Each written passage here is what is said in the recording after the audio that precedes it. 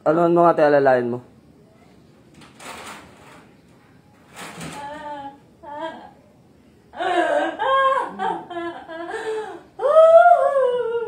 Ano nga rason nito? Matanggal mo ka lang. Ba't yung pinapahirapan to?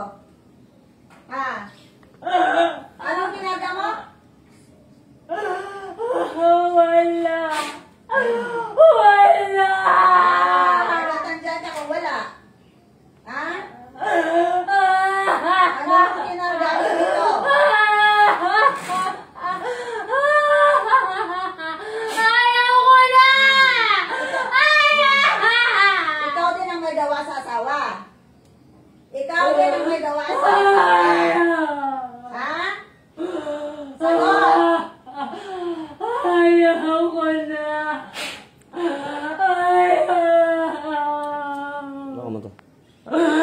Ayoko na! Ayoko na! Gagawa-gawa kayo, ha? Doon ka na. Bitaw. Bitaw. Upo. Umupo ka lang maayos. Papatayin kita pag di ka umupo lang maayos. Umupo lang maayos. Anong kasalanan? Wala po! Bakit binibira nyo? Ha? Wala! Bakit binibira mo? Wala! Ano yan? Inggit o galit? Ha? Wala! Ilan kayo? Wala! Tinatanong kita na maayos, huwag mo akong iiyak-iyak ka ng ganyan. Gagawa kayo ng kalokohan pag nahuli, iiyak lang. Pag ako nainis sa'yo, talagang papalahaw ka ng iyak sa akin. Dalawa! Dalawa! Dalawa sila. Dalawa kayo pala, ha?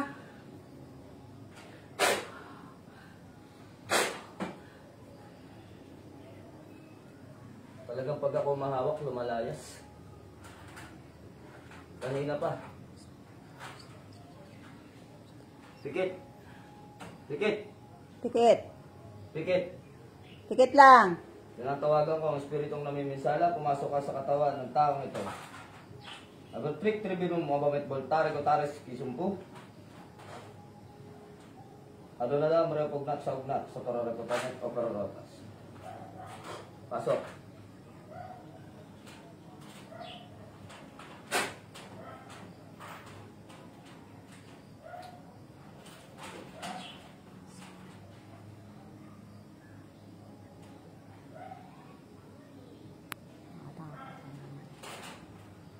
Pag nararamdaman pa lang ako, lumalayas na eh. Kanina sa kanya, umalis.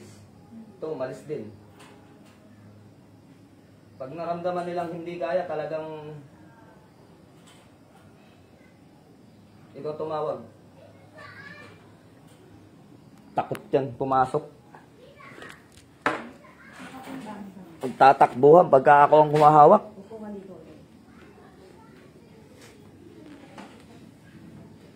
Pangalawa na yan. Kanina, kaya yung naramdaman ako, napapasok pa lang ako dito sa church, nung ginagamot to si kuya, di ba, nahuli na. Nung naramdaman na paparating na ako, umalis. Eto, ganun din.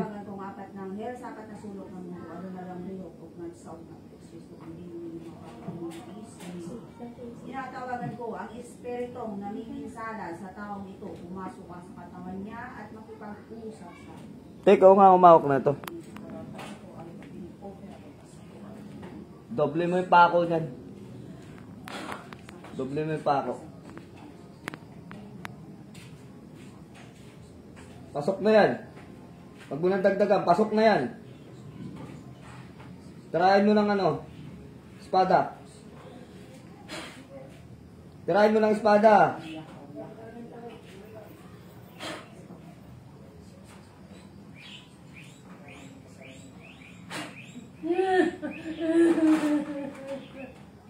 Sino ka?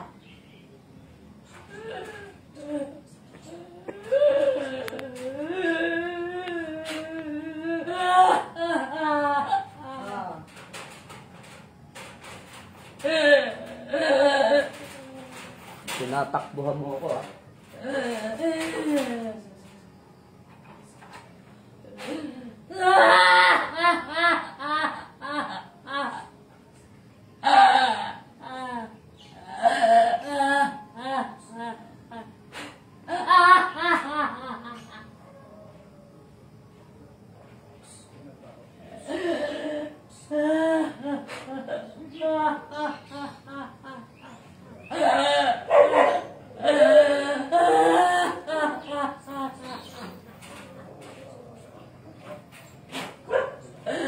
Ayoko na! Ayoko na!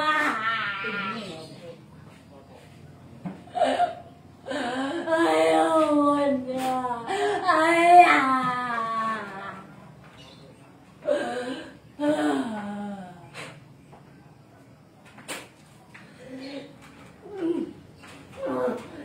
Tatakbo ka na naman, ha?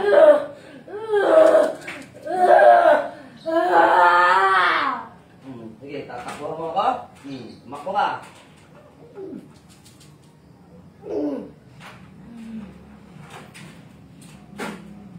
Pag nararamdaman mo ako, takbo. O yan, hindi ka na makatakbo. Tundas ka sa akin, visit ka. Yaoks ako.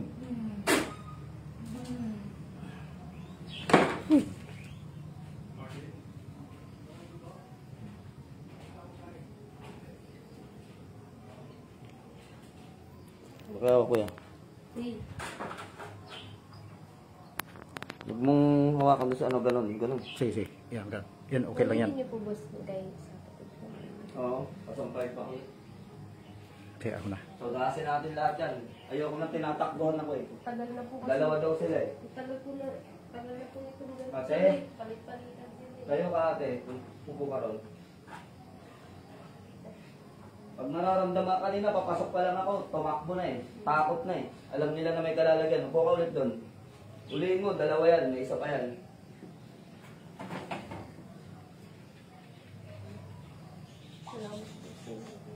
Buusin natin lahat yung mga hinayupak na yan. Patakbo-takbo pa kayo, ha? Tigit lang. Yan kung walang isip mo. Huwag kang kukurap. Pikit lang. Pikit ka lang, ganun. Jay. Huwag kang kukurap. Pikit. Diretso pikit Pikit. Pikit lang. Wala akong ibang gagawin. Huwag mo pipigilan.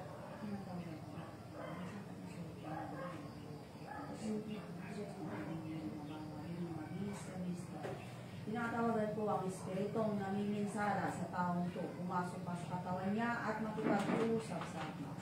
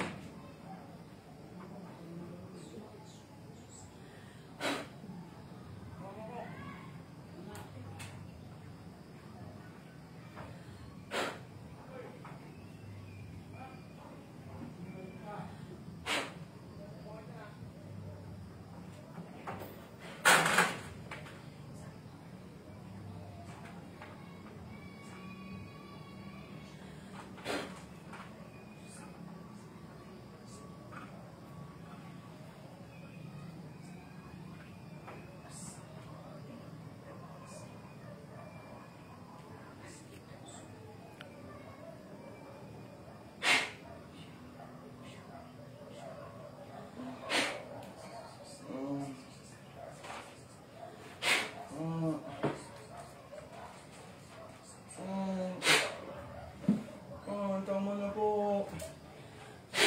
Tama na po. Ah. Ah. Ah. Yak, sakawin! Ay.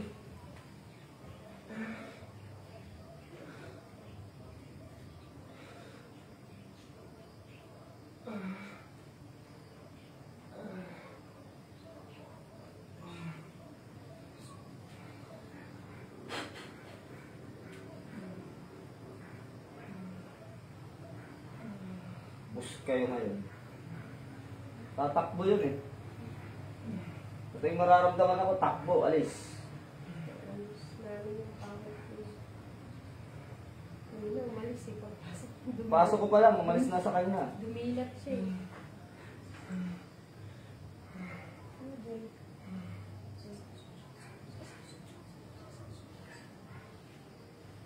Mapabot ka? Pagod dyan, lakas ng bilog ako eh.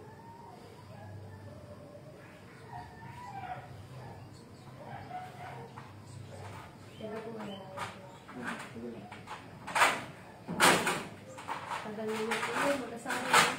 Mag-asawa? Ito kapatid namin. Tagal na kami naghihirap din eh.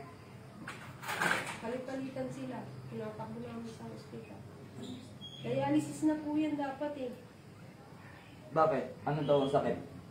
Eh, ano po, lumamang na daw po yung ano niya, puting dugo kayo sa pula.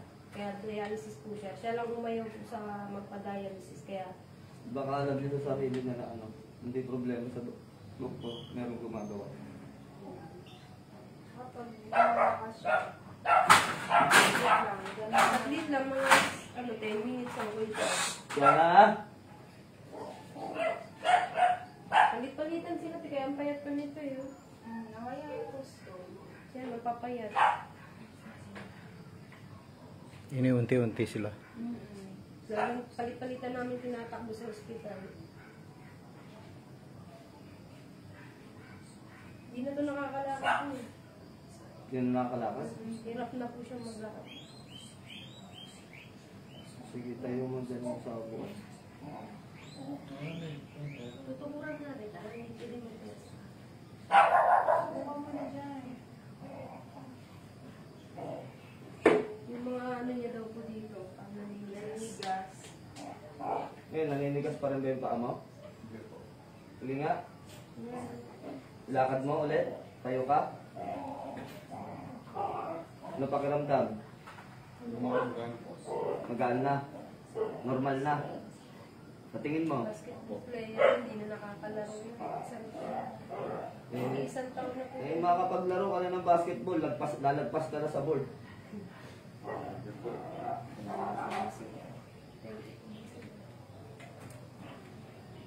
Tignan natin yung pag-dialysis ko. May ininom po yung herbal. Papainumin pa po namin.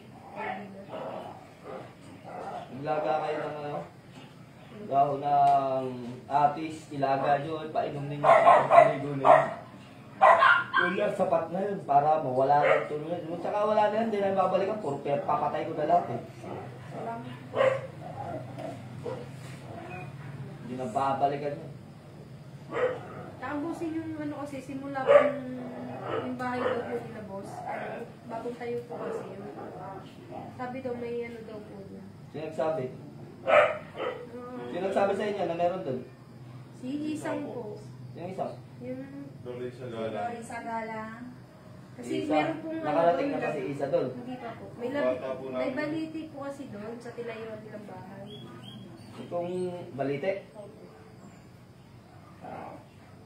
Eh, ano balak nito? Bata cleansing. Ano po ba yun? Tanggalin na po namin yung nasa bahay.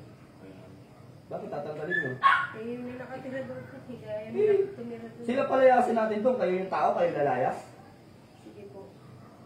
Pwede palayasin yun. Kikleansing lang yun. Dahil palayasin ko yung mga yun. Pwede namin i-cleanse ang Bakit kayo ang lalayas? Kayo yung tao. Sila magsilayas doon. Sige po. Baka pagka napunta ko, pagkukulong ko pa sa garapon yung mga yun. Gawin ko silang alipin.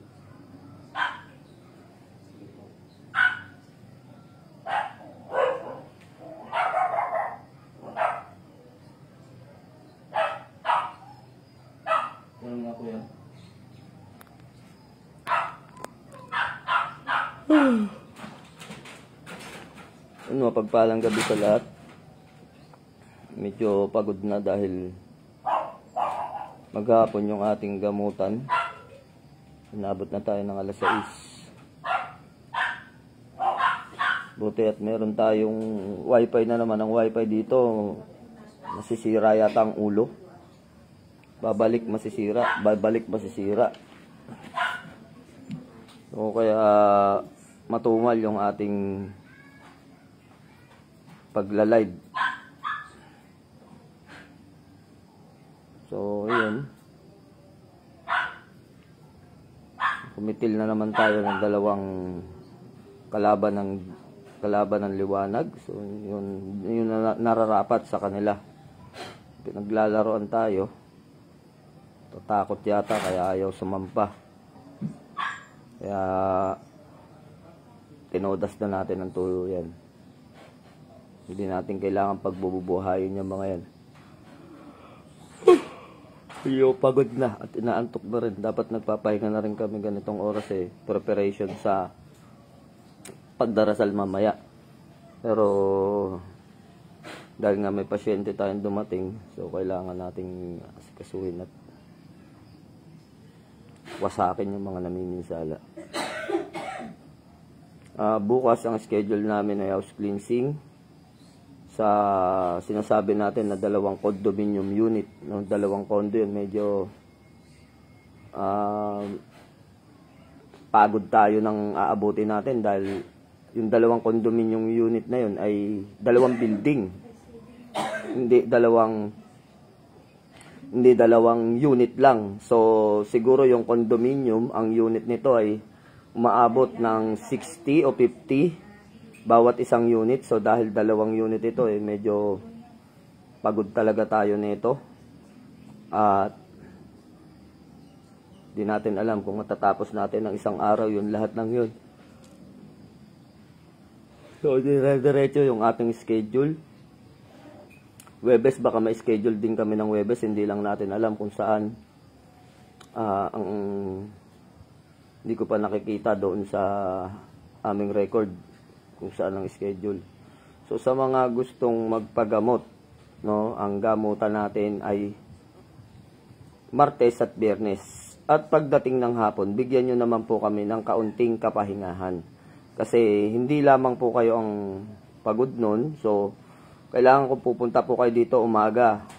Kung sabay-sabay kayo, pwede namang pumila. Kung marami talaga, wag lang namang ganitong oras kasi para sa kapahingahan na rin ng katawan namin dahil napapagod din kami. So yun lang, ang ingatan natin yung pupunta dito ng ganitong oras na. Kasi unang-una, pagod na rin. Kung kinakailangan lang, agahan nyo. So yun, medyo kanina, may nasigawan ako na pasyente, hindi mawarian kung pasyente talaga dahil nagsumbong yung mga tao rito. Napagpasok pa lang dito, pinakailaman kagad yung aklat ni Mrs. at pinagkokopya. So yun, pinagkokopya kaagad yung mga orasyon nang makita yung aklat ni Mrs. Lahat ng nakikitang orasyon dito ay kinopya nung wala pa kami dito. Hindi naman tama yung ganun. Kung ang pinunta ninyo dito ay gamutan, bakit yung aklat ay kailangan pang pakialaman? Pribadong gamit yon. So sinigawan ko, pinalayas ko nga dito kanina, sinabi ko na wag nang babalik dahil hindi tama. Aklat ng orasyon yan, papakailaman. Nagbibigay ako ng orasyon sa inyo ng naaayon sa aming kagustuhan dahil gusto namin makatulong sa inyo at mabigyan kayo ng panibagong depensa sa inyong sarili. Ngunit yun ay pinagkakaloob namin ng naaayon sa aming kagustuhan at kung ano yung gusto namin ipagkaloob ay yun ang ipagkakaloob namin. Pero kahit kayo, isipin ninyo kung pribadong gamit ninyo, pakikialaman, nakita dyan sa lamesa, biglang binuklat, kinopya yung mga orasyon, ano ang hangarin nitong tao na to? No? Papakaladkad ko nga sana sa gwardiya kanina Sa totoo lang, bala kong ipakaladkad sa gwardiya dun sa labas.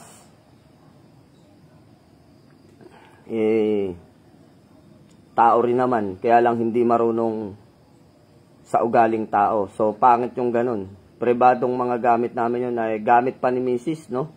Aklat pa mismo na sulat kamay ni Mrs. na mga orasyon, yung pinakailaman. At sa tingin ko, sana itong tao na to dahil nakikita ko pa lang sa mata niya na may ibang hangarin. Maging yung ibang tao rito ay nakita na ganun yung ginawa. So agad nagsumbong sa akin na pinakikailaman yung mga orasyon. Tumungtong pa sa upuan para titigin yung mga orasyon ng mga nakasabit dito. Hanggang sa likod ni Mrs. ay yung mismong likod na nakasulat sa damit ni Mrs. kinopya din lahat. So ano yung pakay pagka ganyan, di ba?